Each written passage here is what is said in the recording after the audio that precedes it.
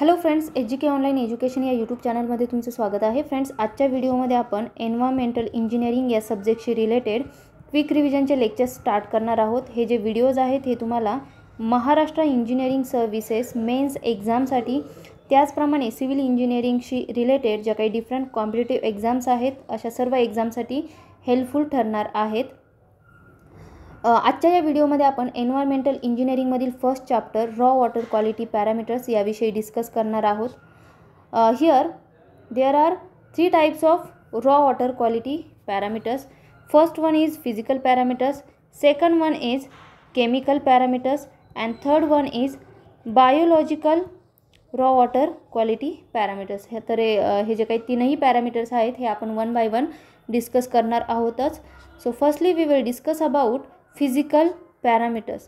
There are some physical parameters like suspended particles, turbidity. Next one is color. Next one is odor and taste and temperature. तर हे जे काही 5 physical parameters आहेत हे determine करण्यासाठी ज्या मेथड्स यूज केल्या जातात आणि या फिजिकल पॅरामीटर्सचं ॲक्सेप्टेबल आणि रिजेक्टेबल लिमिट हे सर्व आपण आता बघणार आहोत. So firstly we will see suspended particles. Suspended particles determine करण्यासाठी जी मेथड यूज केली जाते ती मेथड आहे gravimetric method. And acceptable and rejectable limit of this suspended particles is 20 to 30 mg per liter. So these 2 points are very important for the exam point of view. So remember these 2 points. Next physical parameter is turbidity. Turbidity measurement च्या 3 important methods आहेत. First one is turbidity rod meter method. Second one is Jackson turbid meter method and Bailey's nephelometer method is the third method. तर one by one या तीनही method आपण बघणार आहोत. First method आहे turbidity rod meter method. आता या turbidity rod metre मेथडमध्ये ॲल्युमिनियम रॉड प्रोव्हाइड केली जाते. कोणत्या प्रकारची रॉड प्रोव्हाइड केली जाते हा क्वेश्चन विचारला जाऊ शकतो, म्हणून आपण थोडंसं या ठिकाणी डायग्रॅमॅटिकली बघूया. सो हिअर या ठिकाणी यामध्ये असेल रॉ वॉटर आणि जी रॉड जो यूज केला जातो तो रॉड कोणता असतो, ॲल्युमिनियम रॉड. आणि मेजरमेंटसाठी या ठिकाणी अशा पद्धतीचं मार्किंग असतं.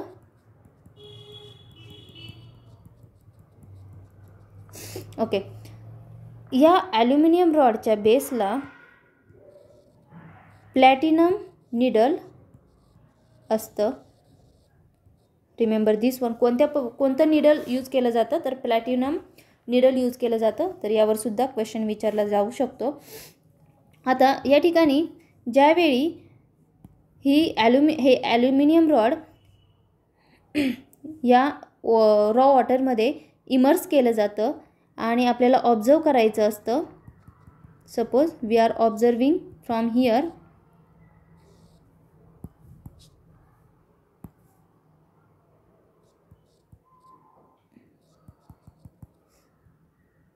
या ठिकाणी आपण ऑब्झर्व करतोय ॲल्युमिनियम रॉडचा या ठिकाणी जो पॉईंट प्लॅटिनम निडल आहे याला आपल्याला ऑब्झर्व करायचं आहे. सो ज्यावेळी हे ॲल्युमिनियम रॉड या रॉ वॉटरमध्ये इमर्स केली जाते त्यावेळी ज्या व्हॅल्यूला, इथे आपल्याला एक व्हॅल्यू मिळेल की ज्या व्हॅल्यूला ही प्लॅटिनम निडल जी आहे ही इनविजिबल होईल. सपोज या व्हॅल्यूला ही प्लॅटिनम निडल इनविजिबल झाली. सो ज्या व्हॅल्यूला ही प्लॅटिनम निडल इनविजिबल होईल ती जी व्हॅल्यू असते तीच असते त्या टर्बिडिटीची value. So the depth of this immersion of rod at which this platinum needle becomes invisible gives the value of turbidity in standard unit which is prepared by adding 1 mg of silica oxide that is SiO2. Silica ऑक्साईडलाच या ठिकाणी काय म्हटलं जातं, silica अर्थसुद्धा म्हटलं जातं. So remember this one. Bye adding 1 mg of silica oxide in powder form in 1 liter of pure water.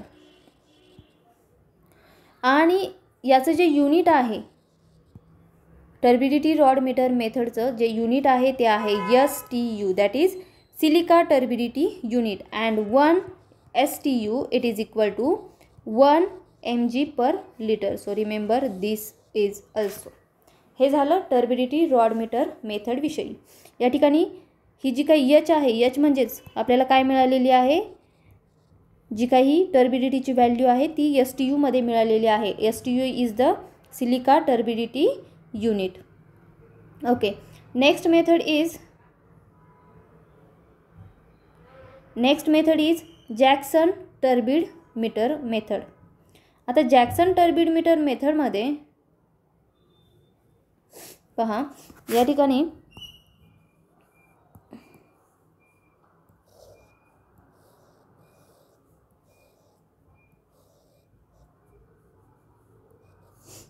एक metallic container, this is metallic container,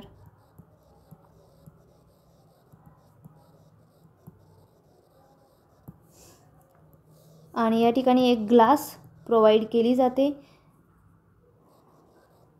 ग्लासच्या खाली एक लाईट सोर्स आहे, दिस इज लाईट सोर्स, आणि आपण या ठिकाणी ऑब्झर्वेशन करतोय. So हे ऑब्झर्वेशन करत असताना या ठिकाणी ग्लास आहे, लाईट सोर्स या ग्लासच्या खाली प्रोवाइड केलेला आहे. This is metallic container. So the depth of this water at which this light ceases to be seen gives the value of turbidity in standard unit. So this value H is the value of turbidity जी या ठिकाणी आपण JTU मध्ये major करतो. Unit काय आहे Jackson turbid मीटरचं, JTU म्हणजे Jackson turbidity unit, and 1 JTU is equal to 1 mg per liter. Process एवढी महत्त्वाची नाही आहे, फक्त त्या ठिकाणी व्हॅल्यूज महत्त्वाच्या आहेत. कोणत्या? युनिट महत्त्वाचा आहे. 1 JTU म्हणजे किती mg पर लिटर, हा एक पॉईंट महत्त्वाचा आहे. So 1 JTU is equal to 1 mg per litre. JTU म्हणजे काय, जॅक्सन टर्बिडिटी युनिट, आणि JTU हे कशाचं युनिट आहे, जॅक्सन टर्बिड मीटरचं युनिट आहे. तर ह्या ज्या काही दोन मेथड आहेत, जॅक्सन टर्बिडिटी मीटर आणि टर्बिडिटी रॉड मीटर मेथड, या दोन method, these two methods are based on the principle that is longer is the length of path traveled by light, lesser will be the turbidity and vice versa. So या ज्या काही taste आहे या raw water सप्लाईसाठी useful नाही आहे, because it cannot measure the small units of turbidity. So these methods are used for the measurement of turbidity of natural water source. Natural water source ची turbidity measure करण्यासाठी Jackson turbid meter method आणि turbidity rod meter method use केली जाते. Next one is the Baylis and nephelometer method. So this Bayes turbid meter is based on the absorption of the light, and nephelometer method is based on scattering of light. So this is very important point. Here blue cobalt plates are used for surrounding the tube. So कोणती plate use केली जाते यावर question विचारला जाऊ शकतो. So blue cobalt plates are used for surrounding the tube. So remember this one also. आता या ठिकाणी बेलीज अँड नेफ्लोमीटरचं जे स्टँडर्ड युनिट आहे ते काय आहे, NTU, that is nephelometer turbidity unit. So if 1 mg of formazine is added in 1 liter of pure water, so it has also unit FTU, that is formazine turbidity unit.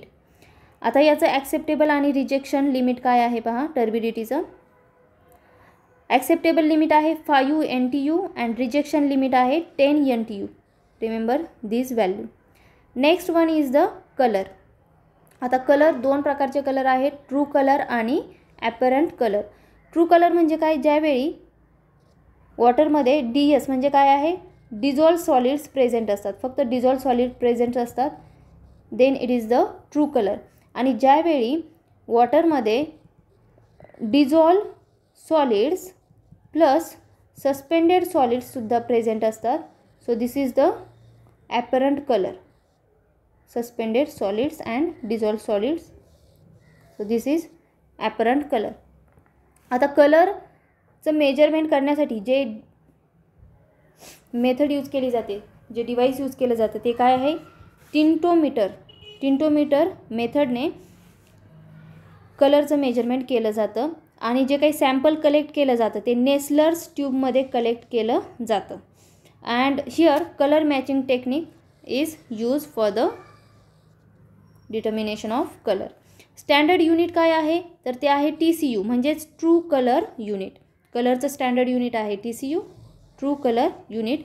1 TCU is equal to 1 mg of platinum in the form of chloroplatination in 1 litre of pure water.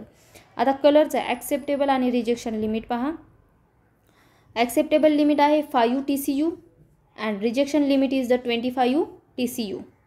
Okay, so colour मेजरमेंटसाठी जे device जी method use केली जाते ती method आहे टिंटोमीटर method. जे sample collect केलं जातं ते नेस्लर ट्यूबमध्ये कलेक्ट केलं जातं. कलर मॅचिंग टेक्निकचा यूज केला जातो. देन स्टँडर्ड युनिट आहे TCU, that is true colour unit. 1 TCU is equal to 1 mg of platinum in the form of chloroplatination in 1 litre of pure water.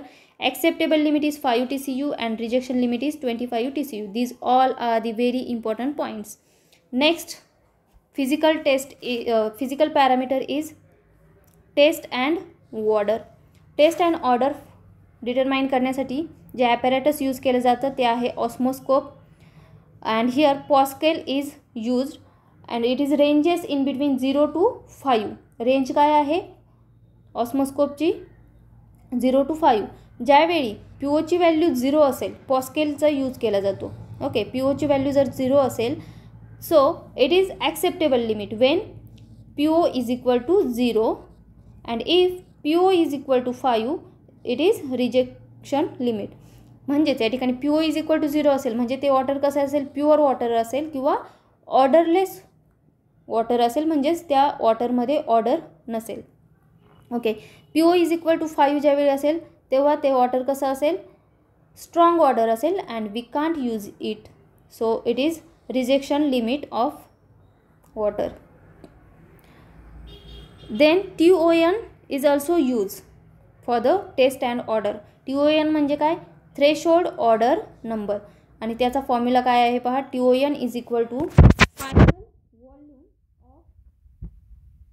Volume after addition of pure water divided by initial volume of sample. म्हणजेच या ठिकाणी suppose sample आहे x ml, हे काय आहे sample आहे आणि त्यामध्ये y ml pure water add केलं. ओके, म्हणजे आपल्याला याचं फायनल व्हॉल्यूम काय भेटेल, x ml सॅम्पलमध्ये y ml pure water add केल्यानंतर आपल्याला याचं फायनल व्हॉल्यूम भेटेल x plus y. This is the final volume of water. So final volume after addition of pure water या ठिकाणी काय होईल, x plus y divided by initial volume of sample. Initial volume of sample काय होतं, x ml, so divided by x. हा झाला TONचा formula. TON is equal to x plus y divided by x. x is the sample, y ml, y is the volume of pure water. तर या ठिकाणी taste आणि ऑर्डरसाठी जे acceptable आणि रिजेक्शन लिमिट काय आहे ती पहा. This is very important. Acceptable limit आहे 1 TON. TON म्हणजे काय, threshold order number. And rejection limit is 3 TON. 1 TON म्हणजे काय, नो डायल्यूशन. अँड 3 TON म्हणजे 3 times dilution. So remember this one. Next one is temperature. Temperature, so टेम्परेचरची जी काही favourable range आहे ती आहे 10 to 25 degree. 10 to 25 degree Celsius is the favorable range of temperature.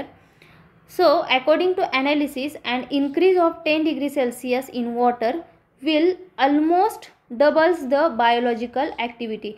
It means that जर temperature वॉटरचं temperature 10 degree सेल्सिअसने increase केलं तर जी काही बायोलॉजिकल ॲक्टिव्हिटी आहे ती ऑलमोस्ट कशी होते, डबल होते. सो रिमेंबर दिस वन की बायोलॉजिकल ॲक्टिव्हिटी डबल कोणत्या टेम्परेचरला होते, ज्यावेळी आपण टेम्परेचर 10 डिग्री सेल्सिअसने इन्क्रीज करतो त्यावेळी बायोलॉजिकल ॲक्टिव्हिटी डबल होते. This is very important statement. So remember this one. तर या ठिकाणी आपण फिजिकल वॉटर क्वालिटी पॅरामीटर्स या ठिकाणी कंप्लीट केलेले आहेत. जर तुम्हाला व्हिडिओ आवडला असेल तर व्हिडिओला लाईक करा, व्हिडिओ जास्तीत जास्त शेअर करा आणि जर तुम्हाला वाटत असेल की ही सिरीज कंटिन्यू करायची असेल तर तसं कमेंट बॉक्समध्ये नक्की सांगा. So thanks for watching.